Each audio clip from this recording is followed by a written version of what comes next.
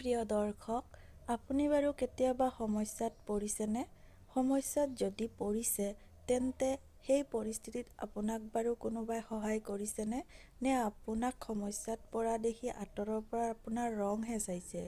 যদি তেনেকুৱা কোনো ঘটনা আপোনাৰ জীৱনত ঘটিছে, তেন্তে আজিৰ ভিডিঅ'টো আপোনাৰ বাবে অতি গুৰুত্বপূৰ্ণ।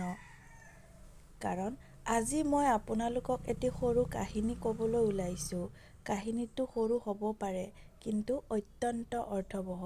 কাহিনীটোৰ যোগেদি আপুনি বুজিব যে কোনো প্ৰাণী যেতিয়া কোনো সমস্যাত পৰে, তেতিয়া কি কৰিব লাগে বা কি কৰা উচিত। গতিকে আহক কাহিনীটো আৰম্ভ কৰোঁ।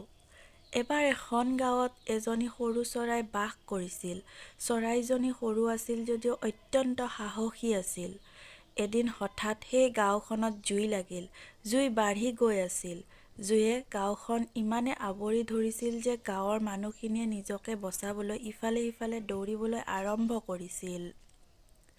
সেই গোটেই দৃশ্যটো সৰু চৰাইজনীয়ে এজোপা গছৰ ডালত বহি চাই আছিল।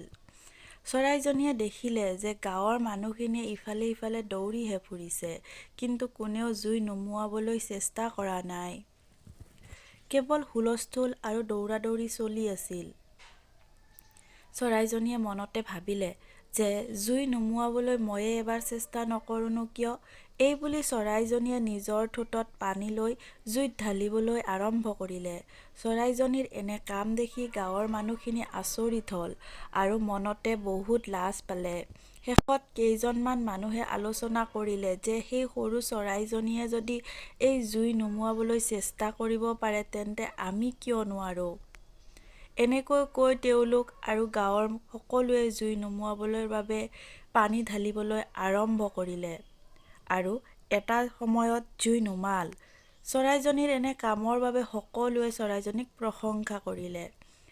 এই সকলোবোৰ ঘটনা এটা কাউৰীয়ে লক্ষ্য কৰি আছিল। কাউৰীটোৱে চৰাইজনীক কৈছিল যে তই পানী ঢালোতে জানো জুই একুৰা নুমাব পাৰে? তেন্তে তই এই কামটো কিয় কৰি আছিলি? তেতিয়া উত্তৰত চৰাইজনীয়ে ক'লে যে মই পানী ঢালোতে জুই নুমাল নে নুনুমাল সেয়া ডাঙৰ কথা নহয়। কিন্তু যেতিয়াই গাঁৱৰ মানুহখিনিয়ে এই জুই নুমুৱাৰ কথা আলোচনা কৰিব, তেতিয়া সদায় মোৰ নাম প্ৰথমতে ল'ব। তোৰ দৰে আনৰ ৰং চাই থকা সকলৰ বাবে কেতিয়াও নলয়। কাউৰীজনী লাজ পাই উৰি গুচি গ'ল। প্ৰিয় দৰ্শক, কাহিনীটো ইমানেই আছিল। আমিও যদি আমাৰ জীৱনলৈ চাওঁ যে সমাজত কিছুমান এনেকুৱা ব্যক্তি আছে যিয়ে আনৰ ৰং চাই খুব ভাল পায়, খুব আনন্দ পায়। আনৰ পৰিস্থিতিক লৈ হাঁহে। মানুহে পাহৰি যায় যে এদিন সকলোৰে তেনেকুৱা দিন আহিব পাৰে, কাৰণ সময় কেতিয়াও একে হৈ নাথাকে।